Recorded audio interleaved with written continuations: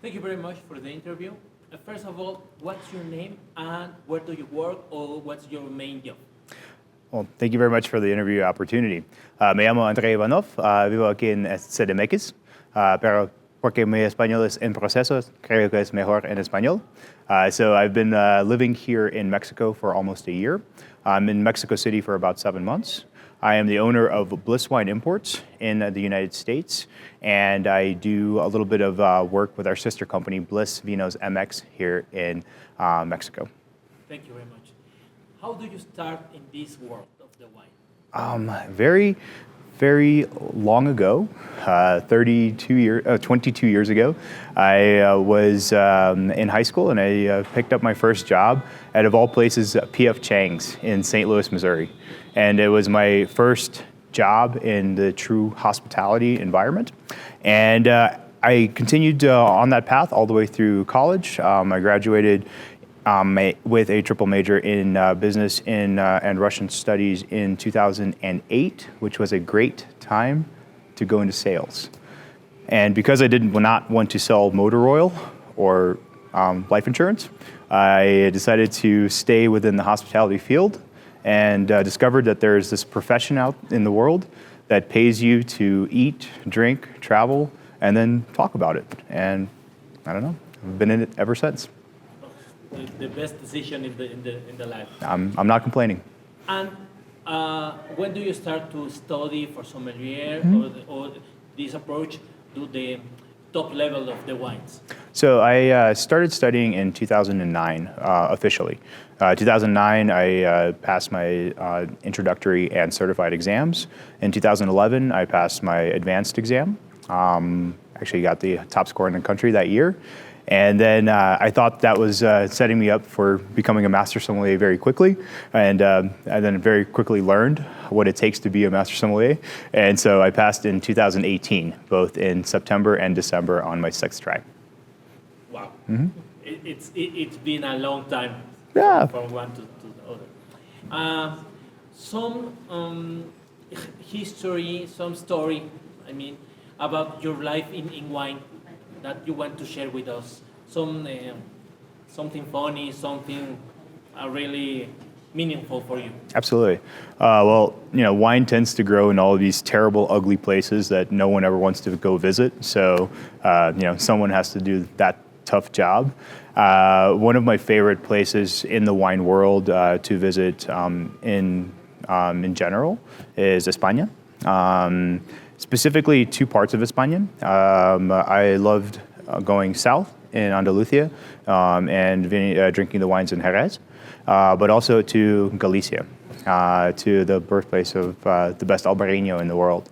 And the first time I really found out about food and wine pairing and the potential that it could have, the transformational moment that you can have when you have the absolute best wine with the absolute best dish at the same time, was on a visit to a winery called Do Ferrero.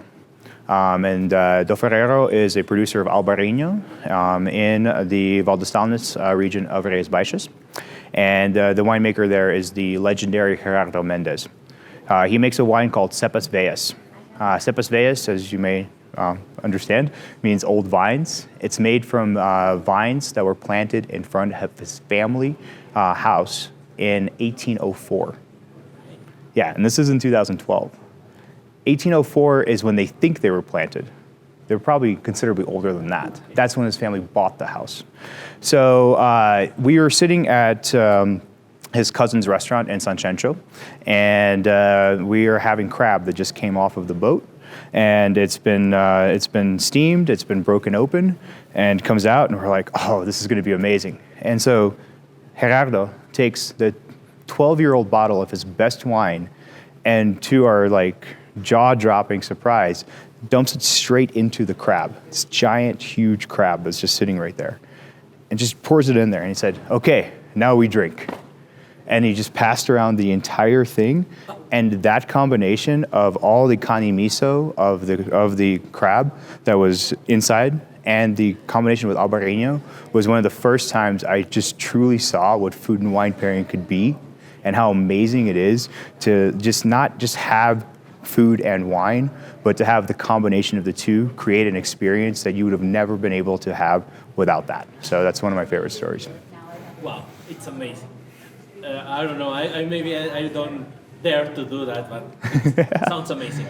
When one of the best winemakers in the world is telling you, "Hey, drink my 12-year-old wine. That's my best wine, and do it this way," no matter what it comes out of, I'm going to say yes. I'm going to do it. Yes. Okay. Thank you. Now, at this stage in your life, now you have to pass knowledge to the new generations. What's your main message for them? This new generation of women and men that want to be sommeliers? I think the biggest thing to remember is that the world is not as small as the wine world is not as small as it once was. For a really long time, it was the popular opinion that great wine could only come from a certain, range of places. And what we're seeing today is that with the spread of the availability of information, great wine can be made anywhere. In fact, I always like to say this. I said, by volume, who produces more bad wine? Like Centro de Mexico or Burgundy? By volume, it's Burgundy. The best wine regions in the world continue to produce amazing wines, but there are so many other smaller, a little bit more under the radar or up and coming places that are producing some of the best and value for the value, some of the best wines that you can try. And I encourage every young sommelier and every wine drinker in general to spread their mind. I was in Slovenia recently and had some of the best Sauvignon Blanc and Pinot Noir that I've had in a really long time. And it wasn't very expensive. We are teaching this advanced sommelier course, and we had the pleasure of pouring one of the best Australian Chardonnays that's produced just an hour ago. And to be fair, when you're getting the second best Chardonnay in the world for the same price that you're getting the 352nd best Chardonnay produced in France, I think you're winning. And the quality level is just as high. So think big, think broad, and try wines from places that you've never heard of. Great. Thank you very much for the interview. Absolutely. Thank you very much. Muchas gracias a usted. Gracias. Por nada. Por corte.